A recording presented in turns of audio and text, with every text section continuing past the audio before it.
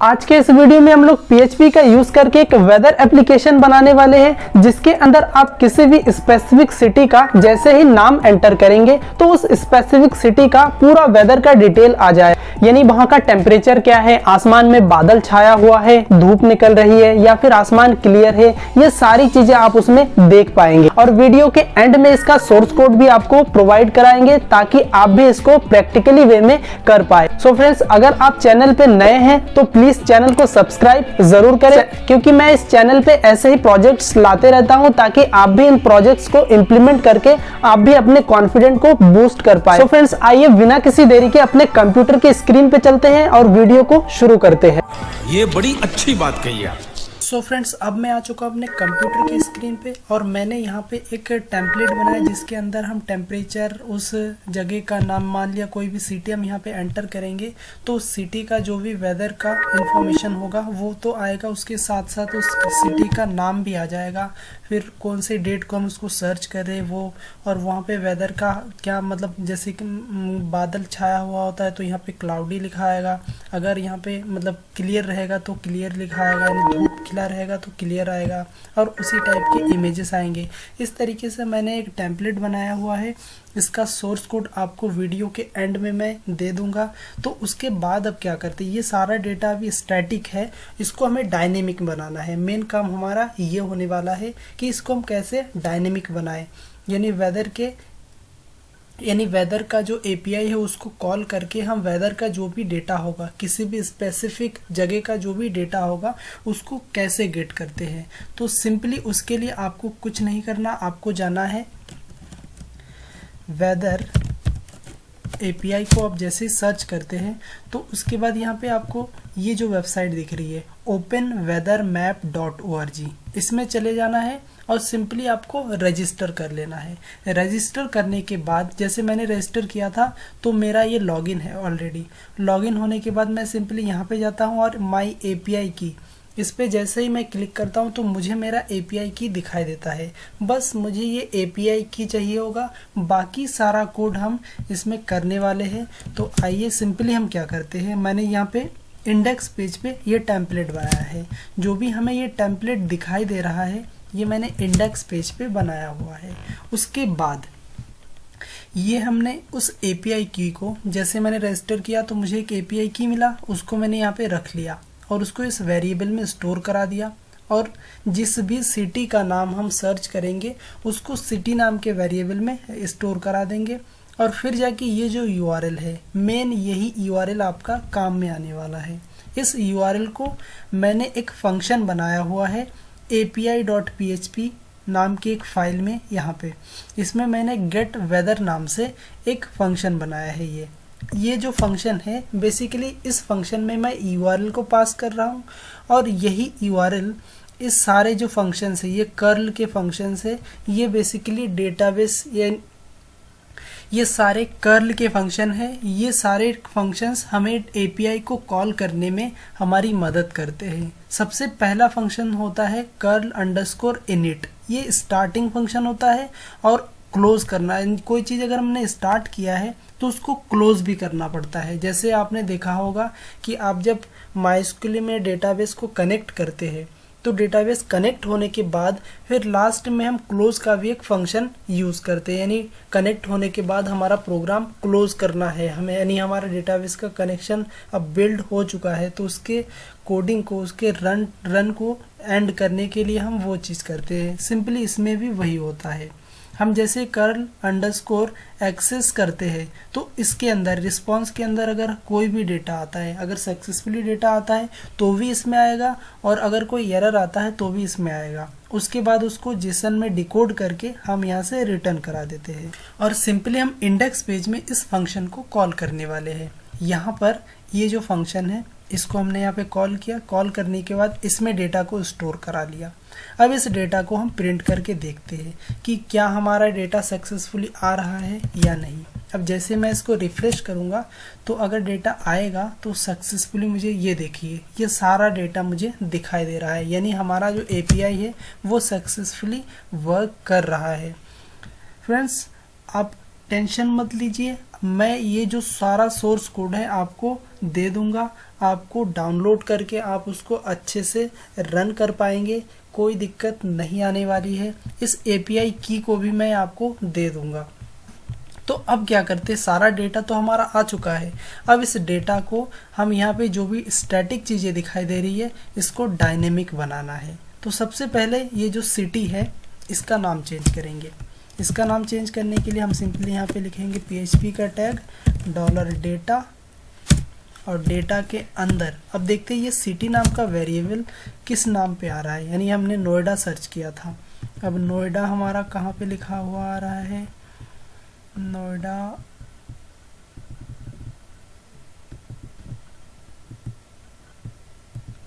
ये देखिए नेम नाम के वेरिएबल में नोएडा आ रहा है। यानी अगर मैं यहाँ पे नेम लिखूंगा, यहाँ पे मैंने लिख दिया नेम, और अब जैसे ही मैं इसको रिफ्रेश करूंगा,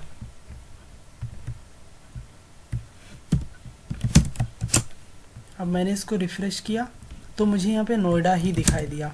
अगर मैं यहाँ पे दिल्ली लिखता हूँ, दिल्ली, तो अब वहाँ पे मुझे दिल्ली दिखाई देना चाहिए। ये देखो यहाँ पे दिल्ली दिखाई दिया, टेम्परेचर भी पूरा सब कुछ दिखाई दे रहा है। अब क्या करते हैं, ये सारी चीज़ें अब डायनेमिक आने लगी है। अब 1 बाय 1 सबको क्या करते हैं, प्रिंट करते हैं। तो उसके लिए सबसे पहले टेम्परेचर को लेंगे। अब टेम्परेचर हमारा किस में आएगा, टेम्परेचर ये टेम्प मेन के अंदर टेम्प नाम के वेरिएबल के अंदर आ रहा है। यानी हमारा जो ये टेम्परेचर होगा यहाँ पर $data, फिर उसके अंदर मेन के अंदर टेम्प नाम के वेरिएबल के अंदर आ रहा है TEMP, मेन के अंदर टेम्प नाम के वेरिएबल के अंदर ये टेम्परेचर आ जाएगा। अब जैसे इसको रिफ्रेश करके चेक करते हैं, सो बेसिकली ये जो डेटा आता है, तो देखिए इस तरीके से हमारा डेटा आ रहा है। सो बेसिकली ये जो टेम्परेचर आता है ये केल्विन में आता है, और इसको सेल्सियस में कन्वर्ट करने के लिए हम क्या करते हैं, इसमें माइनस करेंगे। कितने से, सेल्सियस में कन्वर्ट करने के लिए, यानी केल्विन को सेल्सियस में कन्वर्ट करने के लिए 273.13 से हम इसको माइनस करेंगे, तो हमें यहाँ पे ये एक्चुअल डेटा दिखाएगा। तो ये देखिए अभी 8.05 डिग्री सेल्सियस है। कहाँ का, दिल्ली का टेम्परेचर। अब लाइव यहाँ पे जाके चेक करते हैं,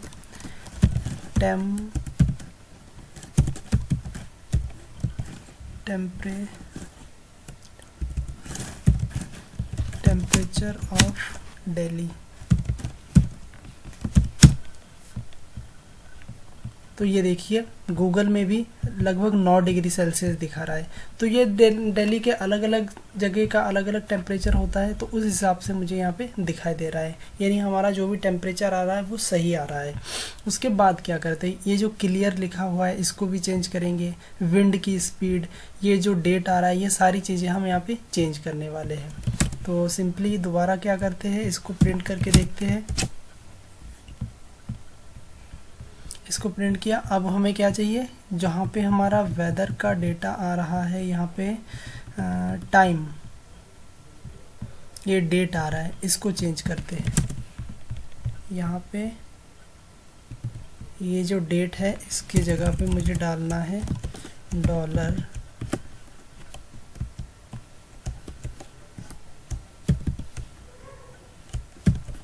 डेट, डॉलर, ये हो गया। उसके बाद जो भी हमारा डेट आएगा, यानी डॉलर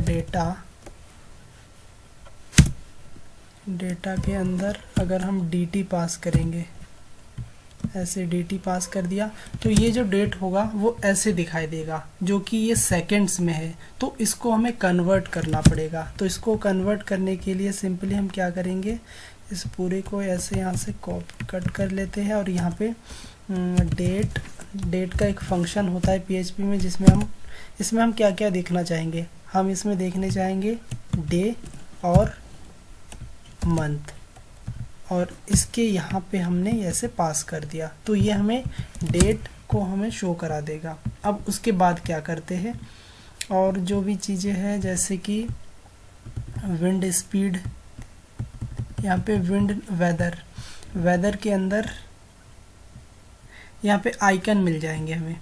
तो वेदर के अंदर जो भी हमारा इमेज दिख रहा था उसको भी चेंज कर देते हैं यहाँ पे।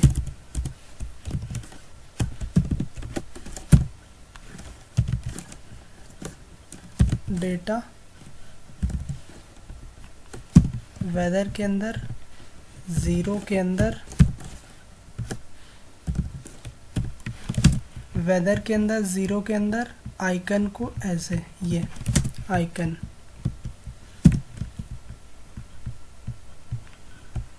$डेटा ये आ जाएगा। अब उसके बाद क्लियर है या कैसा है वो सारा चीज़ें क्लियर ये मिल जाएगा मुझे, यानी हमारा जो मौसम का हाल है वो कैसा है, क्लियर है या क्लाउडी है, ये सारी चीज़ें। बेसिकली हमारा ये जो मेन है ये काम करता है इसके लिए। वेदर के अंदर मेन,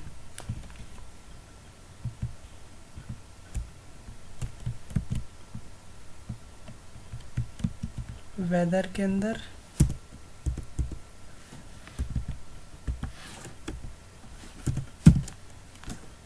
MAIN मेन। ठीक है, अब और क्या बचता है हमारा, विंड स्पीड। यहाँ पे विंड, ये विंड और उसमें स्पीड,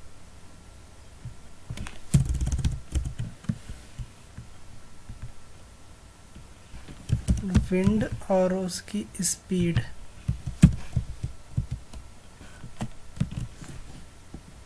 SPEED, विंड स्पीड यहाँ पे ऐसे हो जाएगा।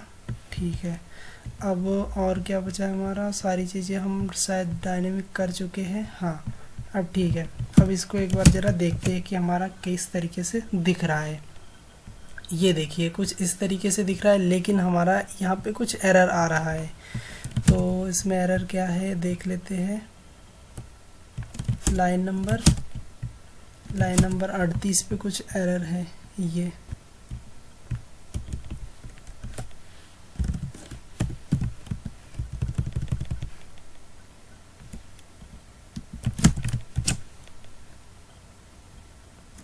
हाँ, तो इस तरीके से यहाँ पे दिखाई दे रहा है। अब ये जो सारा डेटा आ रहा है ये डायनेमिक आ रहा है। अब इसको हम क्या करते हैं कि हम यहाँ पे ये सर्च करेंगे, और सर्च करने के बाद जैसे इस बटन पे क्लिक करेंगे तो हमारा डेटा आना चाहिए, उस तरीके से इसको अब बनाएंगे।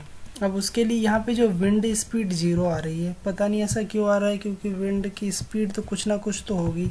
तो शायद अब देखते हैं इसको डायनेमिक करने के बाद जब सर्च करेंगे तो वैसे देखेंगे तब कैसा आ रहा है। लेकिन इसमें वैल्यू तो डेटाबेस से ही आ रहा है, openweather.org की वेबसाइट से ही आ रहा है, तो उसमें तो कोई दिक्कत है नहीं। और ये जो विंड की स्पीड होगी ये किमी पर आवर में होगी। तो अब मेन काम हमारा अब ये रहता है कि हम इस बटन के क्लिक पे कैसे उसको दिखा पाएंगे। तो सिंपली हम यहाँ पे कंडीशन लगाएंगे। अब यहाँ पे हमारा कंडीशन होने वाला है। सबसे पहले यहाँ पे मैंने एक फॉर्म बनाया, इस फॉर्म में डेटा, ये इनपुट फील्ड है, इसकी डेटा को हम सबमिट कराएंगे। और इसके क्लिक पे if is set $_post, post में क्या, सिटी का नाम, सिटी, और यानी एंड नॉट एम्प्टी, और एम्प्टी भी नहीं होता है तो इस कंडीशन के अंदर आएगा। क्योंकि अगर हम कोई भी डेटा एंटर नहीं करेंगे तब भी अगर इस कंडीशन में आएगा तो एरर दे देगा, क्योंकि कोई डेटा होगा ही नहीं हमारे पास, तो वो सर्च कैसे कर पाएगा। इसलिए हम बेसिकली ये कंडीशंस लगाते हैं, वरना एल्स में तो हमारा ये वाला फंक्शन चलेगा ही चलेगा। कंट्रोल X किया और यहाँ पे डाल दिया, ठीक है, ये फंक्शन चलेगा ही। और बाय डिफ़ॉल्ट हम नोएडा का डेटा दिखाएंगे, और इसके अंदर अब हम कंडीशन लगाने वाले हैं। $city इज इक्वल्स टू $_पोस्ट, और उसके अंदर जो हमारा सिटी नेम है यानी वो वैल्यू पास हो जाएगी। और ऐसा होने के बाद अब हम इसको दोबारा से कॉल करेंगे। यहाँ पर ये कॉल कर लिया हमने, ठीक है। अब सारी चीज़ें हो गई। अब इस फंक्शन को भी हम एक बार यहाँ पे कॉल कर लेंगे। इस फंक्शन को हमने कॉल किया, अब ये सारा डेटा लाके मुझे दे देगा। ठीक है, अब सारा काम हमारा हो चुका है। एक बार इसको रिफ्रेश करते हैं, देखते हैं क्या चल पाता है सही से या नहीं। आई होप चल पाएगा। नहीं, इसमें कुछ एरर आया है, बता रहा है कि अनडिफाइंड नेम की इन 39 नंबर लाइन पे कुछ एरर है। 39 नंबर लाइन पे ये रहा नेम। ठीक, यानी जो डॉलर डेटा आया है वो गलत आया है, उसमें सही से नहीं आ पाया है डेटा। तो अब हम क्या करते हैं कि ये जो लाइन है कंट्रोल एक्स करते हैं और यहाँ पे भी डाल देते हैं, और दूसरा यहाँ पे भी डाल देते हैं, और इस लाइन को कंट्रोल एक्स कर लेते हैं।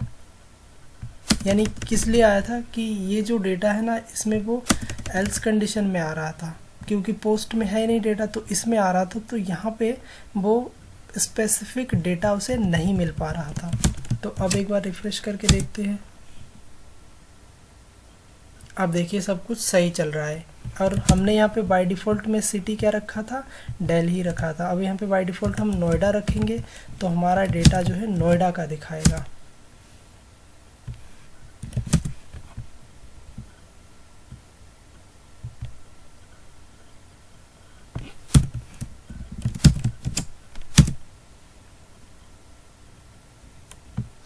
ओके, समझ में आया। अब जैसे सिटी था, सिटी में डेटा जा रहा है, किसी भी तरीके से सिटी में डेटा जा रहा है।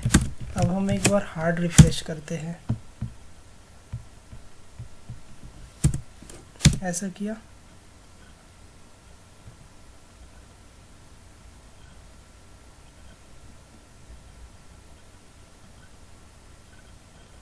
हाँ, अब देखो ये नोएडा का डेटा आ रहा है। अब जैसे मैं यहाँ पे एंटर करूँगा, और ये एम्प्टी नहीं होना चाहिए बाय डिफ़ॉल्ट। जैसे सिटी है, सिटी में कोई भी डेटा जाना चाहिए, नॉट एम्प्टी, तो इसके अंदर चलेगा, वरना यहाँ पे आ जाएगा। ठीक है, अब जैसे मैं इसमें क्या करता हूँ, इसमें अगर कुछ भी डेटा ना दिए, ऐसे इसको हमने सबमिट किया तो ये एम्प्टी है, तो इस वाले यानी क्या हुआ, इसके अंदर कोई भी वैल्यू गया नहीं, तो इस वाले कंडीशन को तो चला नहीं पाया वो, तो वो इस वाले कंडीशन के अंदर आ गया। और इसमें सिटी क्या है, नोएडा, तो फिर ये सिटी को नोएडा पास किया और यहाँ पे वो डेटा को लाके दे दिया है। अब सिंपली हमें क्या करना है, अब यहाँ पे मैं जो भी सिटी का नाम लिखूँगा, उस सिटी से रिलेटेड जो भी डेटा होगा वो हमारा आता रहेगा। अब जैसे मैंने यहाँ पे लिखा लखीमपुर और इसको एंटर किया, तो ये देखो लखीमपुर का टेम्परेचर आ गया। वहाँ पर वेदर में क्लाउड छाया हुआ है और वहाँ का टेम्परेचर ये है, विंड स्पीड ये है, और आज है 15 जनवरी। तो ये सारा डेटा मुझे लाके वो दे दिया है। अब कोई दूसरा, जैसे हिमाचल,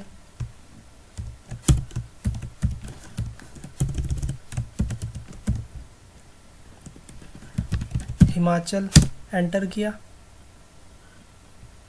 अब इसमें कुछ एरर आ रहा है, अनडिफाइंड की, यानी बेसिकली क्या हो रहा है कि ये जो डेटा है ये ला नहीं पा रहा है, यानी एरर आ रहा है। तो एरर आ रहा होगा तो सबसे पहले हम यहाँ पे एक चेक कर लेंगे कंडीशन, इसी को यहाँ पे प्रिंट कराते हैं। अगर हमारा कोई एरर आता है, यानी डेटा नहीं आ पाता है सक्सेसफुली, तो क्या हमें प्रिंट कराना है, क्या शो कराना है, वो सारी चीज़ें हम दिखाएंगे। यहाँ पे एग्जिट लगा लिया और यहाँ पे सक्सेसफुली देखते हैं कि क्या आ रहा है डेटा। यहाँ पे एरर आया है, तो हम इस एरर के बिहाफ पे यहाँ पे डेटा को शो कराएंगे। इफ अगर डॉलर डेटा के अंदर ये इक्वल्स टू 404 होता है तो इको कर दो क्या,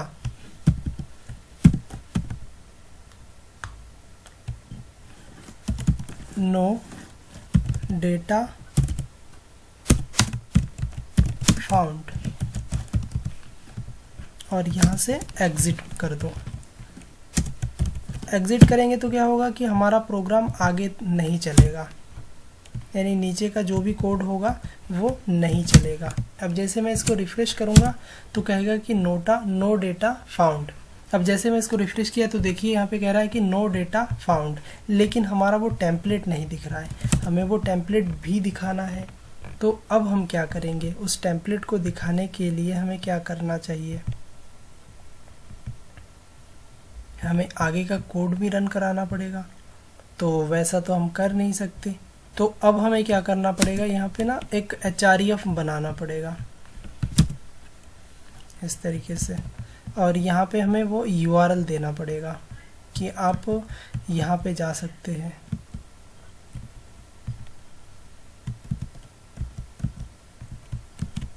ये यहाँ पे गो बैक,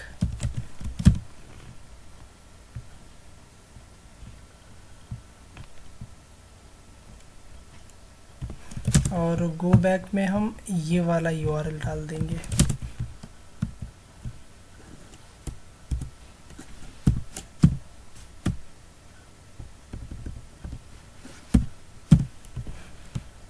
इस तरीके से।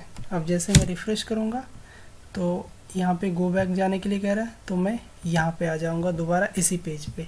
अब जैसे मैं यहाँ पे कोई अच्छा मैंने सही नाम, क्यों बेसिकली हमने क्या किया था, गलत नाम एंटर कर दिया। अब जैसे मैंने बिजनौर डाला और यहाँ पे सर्च करूँगा तो बिजनौर का डेटा हमें यहाँ पे आ रहा है। इस तरीके से लेते हैं मनाली, मनाली, ये देखो मनाली का टेम्परेचर, वाह, गोवा, गोवा, वाह, गोवा में भी अच्छा, मुंबई, मुंबई, मुंबई में यार काफ़ी ग्राम है, कर्नाटका, केरल, केरला, केरला की स्पेलिंग गलत लिखा होगा मैंने, केरला, केरला ऐसे होगा,